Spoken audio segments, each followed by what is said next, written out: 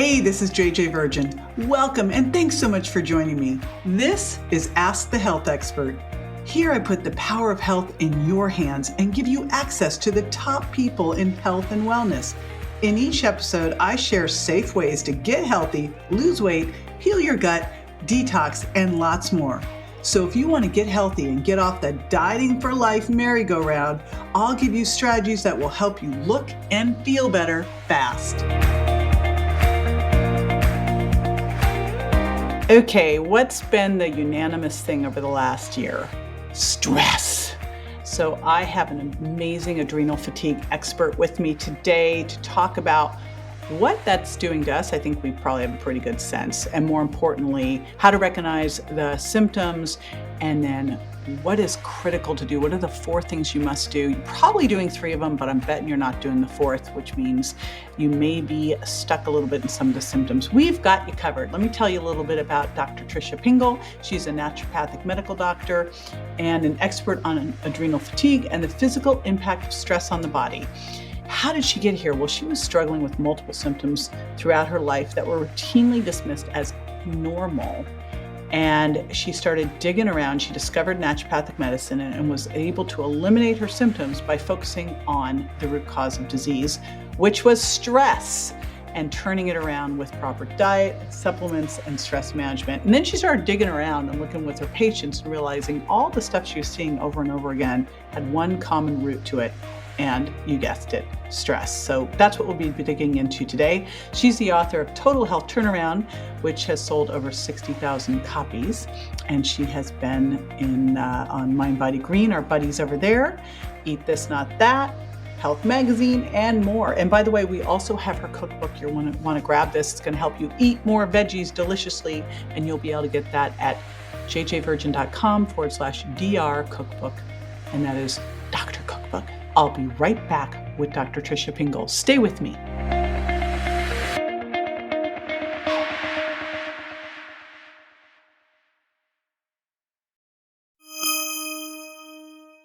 Dr. Tricia Pingel, welcome to the show. Super excited to be talking to you. So we are going to be talking about adrenal fatigue and stress, which is certainly timely. If someone didn't have it prior to this last year, I'm sure they probably got it now. So to kind of dig into this, I'd love to first get into your story as to how this was interesting to you, why you've decided to become an expert in adrenal fatigue, an expert in stress. What got you into it? Well, when I went into naturopathic medicine, when you come out of med school, you think, I'm going to try everything and dabble in everything. And what I kept finding is that every single condition I dealt with, whether it was thyroid or gut health or hormones or nutrition, all linked back to stress or were aggravated by stress. And we live in a stressful society. And over the course of the last, 10 years for sure, we, have these cell phones that bing at us all the time. And it's now. And that's having an impact on our body and the way that our body absorbs nutrients and the way that it metabolizes, and it's having an impact on our health.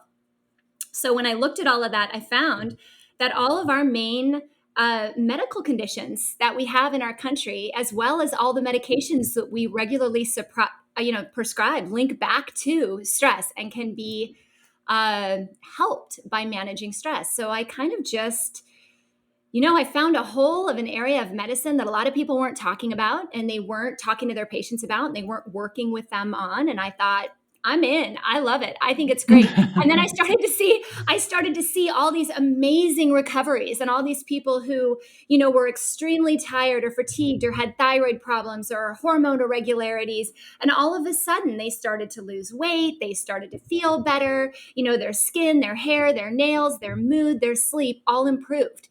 So, so I've spent a lot of time in this arena because I just think it can't hurt to take better care of yourself and reduce your stress. Right. It's definitely not going to have some kind of side effect that's horrible. Right. Like, oh my gosh, she got better sleep. So why do you think it is that, as you're digging through and it seems to be like at the root of all of these different problems, it wasn't being addressed? Is it just that it was hard to quantify or what?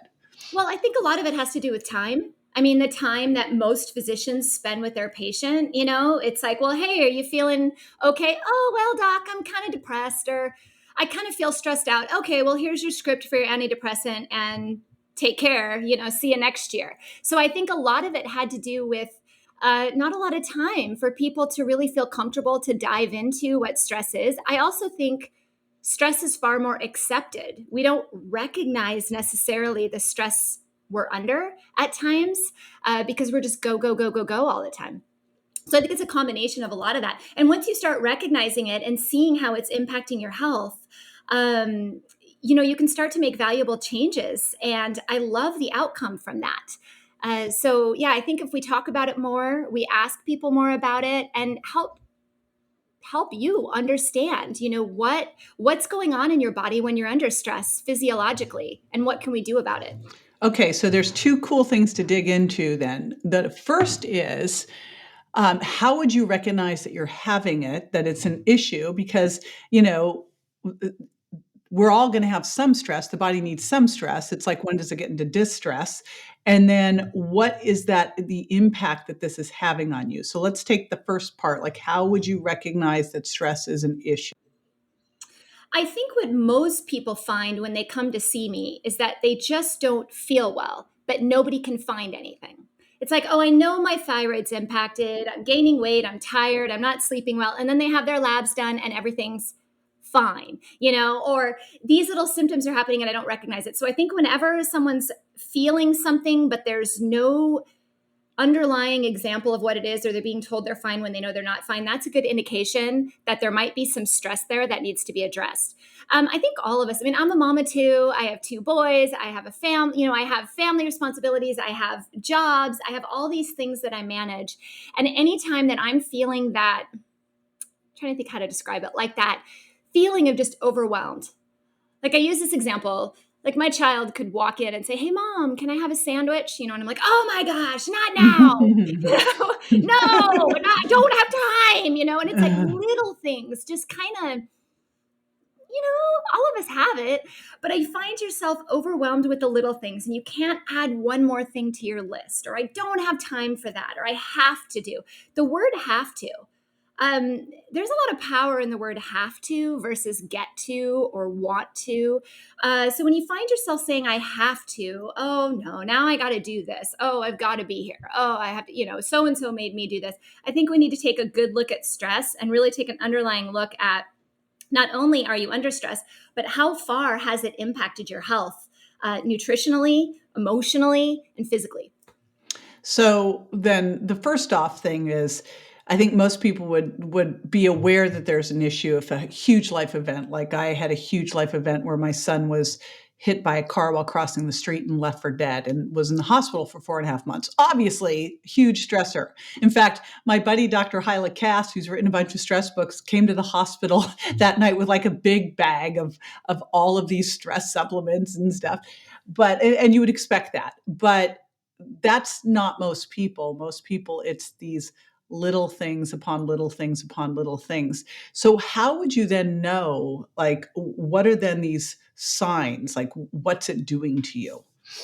Yeah, well, you're right. The external stressor is very easy to identify. And I think there's been numerous times where I've been speaking to someone and I say, "Are you under stress?" And they're like, "No, my life is good," because they don't have external stressors.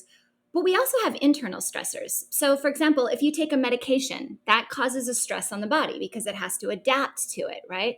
If you have a certain medical condition, that causes an internal stressor. You have a nutrient deficiency, you're low in vitamin C or antioxidants, those have internal stresses as well. And those then cause more stresses. So we end up kind of in this hamster wheel of ever going stress. Some of the symptoms of that, fatigue, hair loss, weight gain, skin changes, hormone changes, low libido, snappy mood, bloating, constipation, diarrhea. I mean, pretty much heartburn. I mean, pretty much anything that we deal with that could be assigned to a bunch of other medical conditions that aren't being diagnosed as those. And why are those things happening? Like, what is happening in the body to make those things happen? Yeah. So I like to use this example. If you were in the woods and you saw a bear, your body adapts to that moment, right? Your heart rate goes up, you divert all the energy to your muscles to run. You don't remember where you run, you don't think about anything, you just go to your destination. And when you get there, you're there. And ideally, we're supposed to recover from that. And I think in our current times, we don't. It's like you get away from a bear and you look and you're like, oh man, there's another bear. And then you got to run again. And then you got to run again. And so what starts to happen is cortisol, which is released in that moment of seeing the bear, is adapting your body to that stress. And if it doesn't have that opportunity to calm down and access the nervous system in our body that calms us and rests and repairs, which is the parasympathetic nervous system, we end up in this fight or flight, this running from a bear all the time. And then cortisol has an impact on our insulin. It has an impact on our heart rate. It has an impact on our inflammation, our immune system, the way we utilize thyroid, the way that we manufacture and store hormones. So I see a lot of estrogen dominance. I see a lot of subclinical hypothyroidism. I see a lot of poor immune function. That could be anything from autoimmune disease to just getting colds and flus regularly or being more susceptible to illness. I see a ton of heartburn from this because you're not going to digest your food when you're running from a bear. You're not going to stop and have sex when you're running from a bear. And you're not going to remember how you got there. So I see a ton of brain fog, a lot of people complaining about dementia, losing my mind. Am I going crazy? Why can't I remember anything? And of course you can't. Cortisol puts us in that fight or flight in order to save our lives. But we have to recover from that in order to repair. All right, so let's talk recovery, because let's say, so you're under chronic stress. And I remember the first night in the hospital, standing there getting heartburn, going, oh, shoot. You know all the stuff. You're like, shoot. But that was an acute set of stress, but that became chronic, obviously. And I think for most people, it's not the car accident. It's what happens afterwards. It's the day in, day out. You're all of a sudden the CEO of your house and making sure everything's good with your kids. And then you're also running your business. And then you're also, all of these things piled up at once. And the other thing is there might be great things like you're moving or you're getting married, but they're all stress. So you've got this chronic stress. And it's not like a lot of these things it's not like you can give your kids away. I mean, I guess you could, but that's frowned upon. So, you've got some things that can't really change. So what does one do? Yeah. Well, exactly. Well, first of all, I think getting a good lab workup, talking to a physician about what is going on, and Well, seeing what where would all the good lab work be? yeah. So going into things like looking at the full thyroid. Most doctors don't screen thyroid effectively. They screen just a TSH. And I look at things like TSH, free T4, free T3, reverse T3.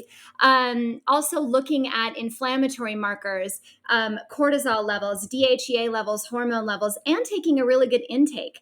Because here's the thing, cortisol has, touch points on pretty much everywhere in our health. So if you have a little bit of symptoms in every single arena, often you can link that back to a root cause. And finding that root cause is so imperative because then you can start to repair it. We all have stress, as you said, sometimes very extreme. Sometimes it's just that phone in our pocket that buzzes at the wrong time that causes that cortisol output. So looking at a full lab workup. And then I focus on 4 main aspects of repair. First of all, diet. Nutrition is so important because when you release cortisol, you deplete nutrients. The ones that are the most depleted, vitamin C, which is a very potent antioxidant and very important for our immune system. I see a ton of depletion in methylated B vitamins like B5, B6, folate, B12, tons of deficiencies in magnesium. In fact, I think last time I checked, magnesium was like one of the number 1 deficiencies in our society. So you get a lot of muscle aches, pains, fatigues from that as well. Well, So and you can't get good vitamin D levels if your magnesium's and low. 100%. And Right? you got me excited. So also vitamin D, vitamin D also is made from cholesterol. Well, cortisol is also made from cholesterol. So if your body has to divert to running from a bear, it's going to downregulate everything else it has to do because it's not important. What's important is getting away from the bear. So yes, vitamin D, huge in the immune system, very commonly deficient in adrenal fatigue, thyroid problems. So focusing on diet and supplementation for the nutrients that are lost is important. The second thing is exercise.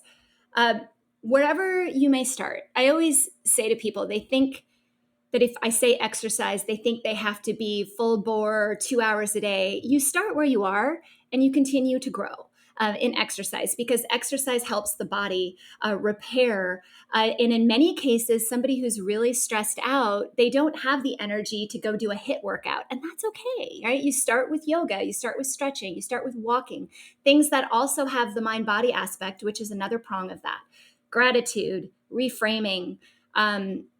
Taking that stressful situation where my child walks in and asks for a sandwich and recognizing, oh, hey, I probably shouldn't have said that. I'm just under stress, and repairing that relationship or reframing the situation is always important. So yes, diet, exercise, supplementation, and mind body is kind of the four-step approach to really honing in on repairing those adrenal glands. And it's all individualized based on that lab work and based on that evaluation, because there are no two symptoms or people that are the same with adrenal fatigue. We're all different, you know, and that's why it's not a diagnosis, it's a syndrome, because it's a collection of symptoms. I know. I'm wondering why. I remember, I think it was probably 20 years ago, I was working one day a week. I would go to LA and work out of a doctor's office. And I was running a lot of adrenal salivary indexes on clients because I was in LA and everyone everyone was messed up. And the doctor was like the worst of the worst, had couldn't control his blood sugar, couldn't lose weight, had chronic issues with heartburn. And so I was like, gosh, you've got adrenal exhaustion. And his wife was a professor at the medical school at USC. And she goes, there's no such thing as that. I go, let's just call it burnout. There is Okay. such thing as burnout. Yeah. I'm like, all right, we'll just call it that. But I mean, even back then, I remember people saying, there's no such thing as that. There's no such thing as leaky gut. I'm like, okay, I wonder what the heck it is that I'm seeing over here. But it's like, when are we going to recognize this as a syndrome? I mean, how much, like, if this last year hasn't proven it out, I don't know what it's going to take. And when are we going to start prescribing like meditation and exercise? And I think exercise is a tricky one. Um, I've had some doctors out there go, okay, well, if you're adrenally exhausted, don't do anything. I'm like, well, that's no, Yeah. you've got to start to do a little bit so that your body can start to recover. The answer isn't to do nothing. So I'm glad that you said that. It's like, see what you can do and build on it. You don't have to start out with like a massively intensive, high intensity interval training workout, but once you can get those in, my gosh, they can do so much for training your sympathetic nervous system to handle stress better. Like, it's We're meant to huge. move, right? We were born to move. We're creatures of movement. And on the you're saying in the last year, I just read a study just a couple weeks ago, and it said they did a survey on moms in 2021, and 93% reported burnout. Did the other 7% just weren't paying attention? They were Oh, asleep or, or too maybe exhausted to respond, you know? or maybe they didn't recognize it and they just thought Yeah. they're in that like super, because the earlier parts of adrenal fatigue, you feel great. You're like, Yeah, I'm doing you everything. I'm never on see top of it, right? anybody. When I was, back working one-on-one, I never saw people in the early stages. They were like, "Yahoo!" And then it was like, pff, Yep. I'd see them when they started to gain weight. Yep. For And I sure. think this is a really important thing, and I'll share this, for someone going, I'm not gonna pay attention to that, because it's not as easy to quantify, but there's so many quantifiable metrics. Like, one of the ones that I see the most is you're eating well, you're exercising, but your blood sugar's high. Your triglycerides are good, but your blood sugar's high. It's like, okay, wait a minute. That's a stress one. Um, but I started doing a Dr. Joe Dispenza work last year. I went to 3 of his workshops, started doing a lot of his stuff. Crazy thing is, so here you are now meditating hours a day. As nothing else changed. Same diet, same exercise, but I added in at the workshops, your meditating hours, I added in every day doing anywhere between 15 and 45 minutes of meditation. I dropped 5 pounds. It's the only change. And I was telling him about it, and he goes, "Yeah, that's called the no thing diet." Because he has this whole thing about being nowhere, nobody, no thing. It's the nothing diet. But it's an important thing to look at, like in terms of stress, because if you are struggling with hair loss or breakouts or gas and bloating, and you've done the other things, like you've gone, okay, I'll fix my diet, but I'm gonna still run around like a crazy person, and I'm not gonna take the time, like you talked about those 4 pillars. That mindfulness pillar is the most challenging because it's not as easy as like I'll take some 5,000 milligrams of, or I use a vitamin D. Okay, check. I'll do my HIIT training. Check. I will pull out my food intolerances. Check. But then the other part's so like amorphous. But if you've done all those other things and you're still struggling, it's all parts of that equation have to be in place, or it's not going to work. Yeah, and that's hands down the hardest aspect is the mind body ass. I have found that all the way across the board. People will do the diet, they'll do the workouts, they'll do the supplements, and they'll be like, "But I don't understand why I'm not losing weight." And I'm like, "Well, that's why." Like, calm down. Like, you have to start where you are, and not everyone starts in the same place. And I think there's a level of acceptance that has to come from that a lot of people fight. And Yeah. accepting where you are. You're here. I have a sign on my wall at the office. It's you're here in this moment because you're meant to be here, in this moment. And you can only make any change that you can make right now. You can't worry about what just happened or what's going to happen. It's great to set goals. But I think also there's a lot of value in what you're in right now and what you've been through. As part of the process. Healing is a process. Losing weight is a process. If you want to lose weight for a long period of time for the rest of your life, it's a gradual and progressive growth. And there's a lot of value in that growth. And it's probably hands down the most difficult part for people to recognize, hands down. Yep. And it's hard for me to meditate even. I have a difficult time with it, but I usually go outside. I find if I go outside and I take a walk or something and just kind of lose myself in nature, I am able to kind of release the stress without having to formally sit there and meditate, because I do have a busy mind, which many people Yeah. do. Well, I have to listen to guided, or I'm off. I'm off on my to-do list. But I think that's another important thing, is to find that thing that works for you. And I remember I used to teach this course for doctors called Overcoming Weight Loss Resistance, and people would they'd try to do all of it, but leave out one piece. And I go, yeah, that you can't bake a cake and decide you're just going to like selectively leave out like the flour or the egg. So you have to do all these pieces. So if you've been listening to this going, yeah, I've got almost all of it. Look at that piece that you're resisting, because it's probably the piece that's going to do the big shift for you.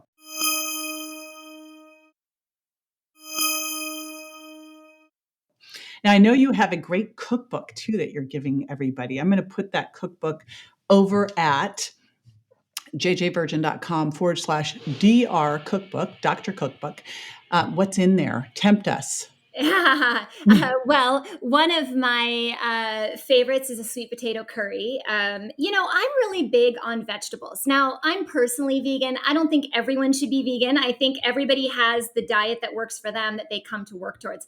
But I do believe, and the studies all show, that lots of plants and rotations of good organic, non-GMO plants and foods are better for your health. So all of these incorporate that. So it's a way to make working with plants and cooking with plants a little bit more fun. My husband would always say, I don't want to eat salad every day. You don't have to eat salad every day. You can eat all sorts of wonderful things with great flavor and still get a lot of rotation of plants. So this book will kind of help you get a kickstart with that. So nice. We're always looking for good veggie recipes. There's always it's like that should be the biggest part of your plate. So yeah, absolutely. We're definitely in agreement there. So excellent. You can get that again at jjvirgin.com/DR cookbook, Dr. Cookbook, and Dr. Tricia Pingel. And I was just saying before we got on, like, if you can see her, if you've seen her, or you're watching this on YouTube, you are like the perfect Dr. Pingel.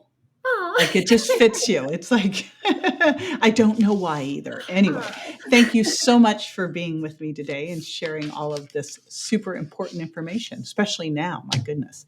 Yes, absolutely. So take care of yourself and take care of your health, and your health matters. So we can't help everybody else if we're not healthy, right? Exactly. Thank you. Appreciate you. Thank you. For more info on this and other health topics I cover, or to rate and review, find me on Instagram, Facebook, and my website, jjvirgin.com. And don't forget to subscribe to my show so you won't miss a single episode. Go to subscribetoJJ.com. Thanks again for being with me this week.